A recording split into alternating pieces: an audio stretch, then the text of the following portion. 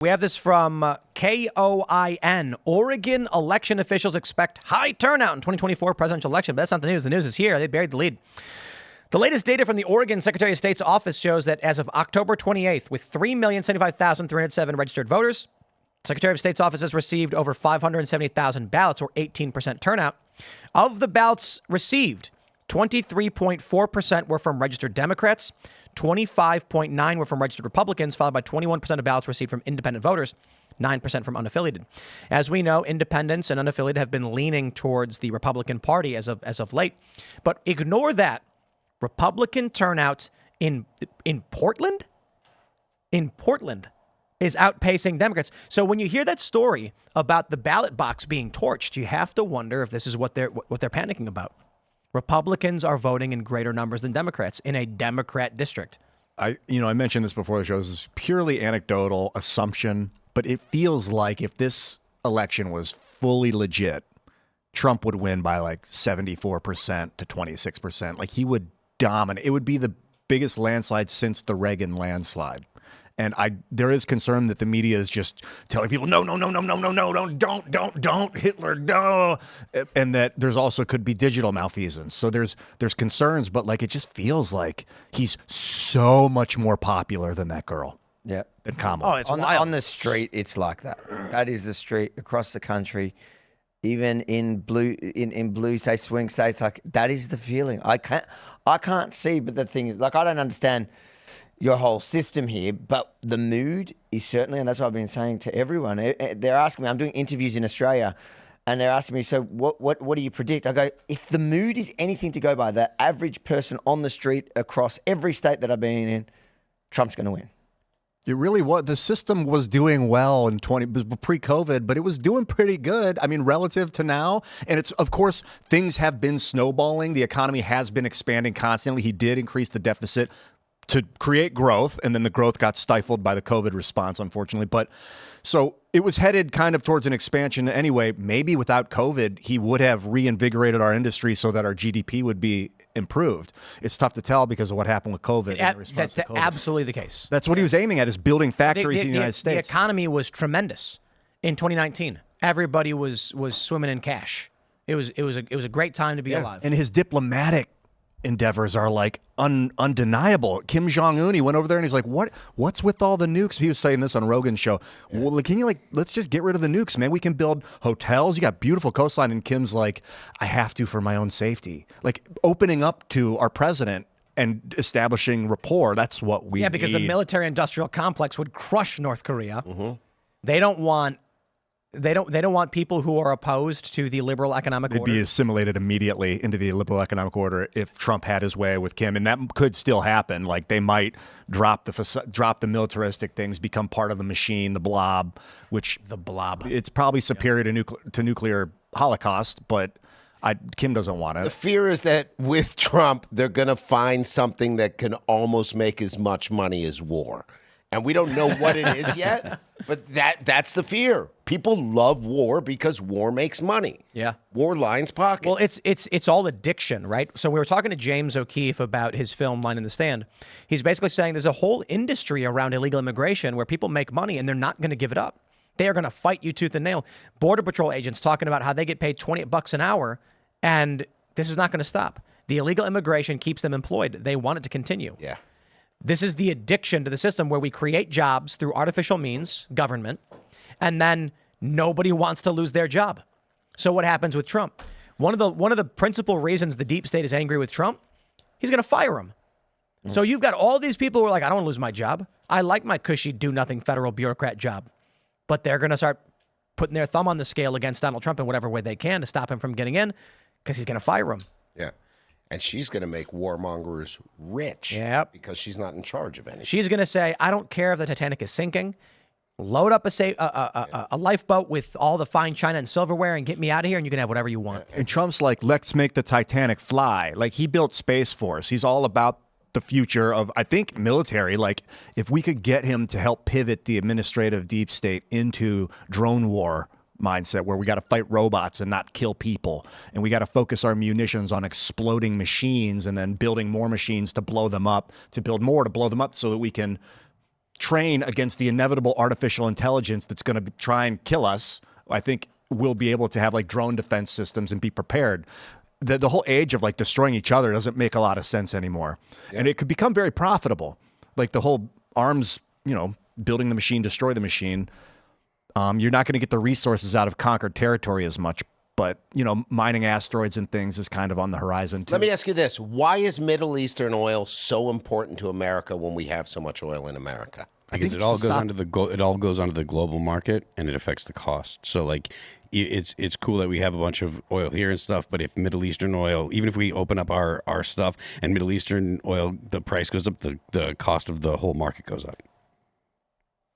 So without going to war with the Middle East, is there a way that we could be totally self-sufficient based on the oil that we have in the Nuclear? Nuclear. I think if you, and I'm not Which isn't an a expert bad on this. thing. Nuclear energy is not entirely a bad thing. I'm not an expert, but I think that if you had nuclear power that was handling, a significantly larger portion of our energy consumption needs, as opposed to coal fire or oil or liquid petroleum and stuff like that, I think that you could have a significant impact on the cost of oil and stuff. But there's 1 billion people in China and 1 billion people in India, and that's where most of the cost is going. These emerging markets where these people are coming out of basically poverty, and they're going from almost agrarian in the past 40 years or so, going from agrarian to a modern economy. So that takes a lot of energy. Yeah. So And nuclear is excellent, but it's not fuel. Like the only types of fuel you can get, technically, is plutonium is a type of fuel, but you get hydrogen, carbon, and plutonium. And so running nuclear plants, they're stationary. You can't carry them around. So to upgrade our fuel system, we'd have to start using, I think, hydrogen. But if we really open up the hydrogen fuel market, that means the whole world's going to have it, and there won't be the control mechanism right now. You don't think that batteries and electric vehicles would, if you had nuclear as a energy production or energy, you don't think that batteries and electric cars would become more prominent? Maybe. You need a lot of lithium. Yeah, nuclear's We are looking at, I think, what are the sodium solid state batteries? I don't know. I don't read enough about this stuff. Gallium nitride is a new type of battery. It's a superconductor. Solid state batteries is the revolution. Yes. Have you seen those? So I'll just say it's really funny because people rag on Ian over, he's always getting excited about hydrogen energy. But I do envision a future that'll be hilarious in 100 years where we completely like the cost of energy coming down is going to make everyone's groceries as cheap as imaginable. Yeah. You're gonna live in luxury like kings. Now, right now, we live like kings. We really do. Kings back in the day didn't even have toilets or dental care. Certainly not fancy ones. Poor people in this country have better dental care on welfare than Rockefeller did 100+ years ago. Yeah. So if we revolutionize energy, which is Donald Trump's principal position, deregulate energy, get the cost down, everything comes down around it. The amount it costs to produce energy is directly related to the overall living quality of the people in your country. Okay. Like there are no poor and low energy producing countries. Iceland is a really great example. I visited Reykjavik, and I was learning of their history. And it was originally like a coal mining colony, and everyone was just dirt poor, and it was an awful life. And then geothermal energy was discovered, invented, revolutionized. Now they're actually fairly wealthy. Dude, geothermal's so awesome. It's free. It's not free energy, but it's effectively, right? Energy cost affects almost everything. Yep. 100%. It does affect everything. The cost of right now, the cost of gasoline is in everything. Like in the 90s, the cost of concrete was very, very, very low. And the reason that was because the cost of fuel was low.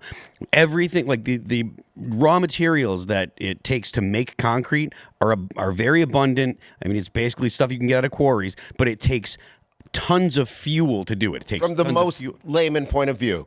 Gas costs a lot, so it costs more to get groceries to the store from the place. So that's why prices go up. Everything. If you want to supercharge your economy, get the cost of producing energy as low as possible. So if your gas is $1 a gallon, your economy is going to skyrocket just because everything else, the cost goes down. Most businesses are running, they're not running on 30 or 40% margin. Most of them are running on 10% margin or less. So if you can actually get that margin to 13 or 14 or 15%, that's a huge windfall of profit for these companies. So we couple Trump's notion, that's his number one policy thing, is to lower the cost of energy. Yeah. Then you couple it with the fact that people in Portland are sick of seeing tents all over their city.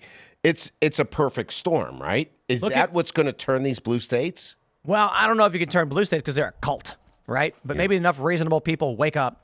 But outside of groceries, that's the easy thing, right? Trump says we're going to deregulate the energy industry, which means the costs for the production of energy go down for every one of these companies. When that goes down, it's going to lower the cost of fuel, which is used to deliver your groceries. It goes one more than that. Farming will be cheaper. Construction will be cheaper. Everything. This will make everything cheaper. The price of homes go down. And then the argument from the left is, no, the corporations will just gouge and profit off of this. No, that's called competition. If you've got 300 different construction companies in your state or whatever, or this, I don't know, there's probably way more than that. And one guy's like, you want a house? We're not going to lower the costs. You go to another company and say, this guy said 300. What are you going to offer me? And they're going to say 290. Okay, I'm going to call another company. This said 290. We could do the thing for 250. Are they nuts? A market will work itself out. Exactly. Yeah. And if the companies do conspire, that's market fixing. It's illegal. So I'm look, if you're telling me that people do illegal things, you're not arguing anything. We get it. We'll try to stop it. But the market will adjust. Donald Trump has a very simple plan that he's articulated. Kamala Harris has nothing. And I was saying this, I was on Piers Morgan today. She's from a middle class. Indeed she is.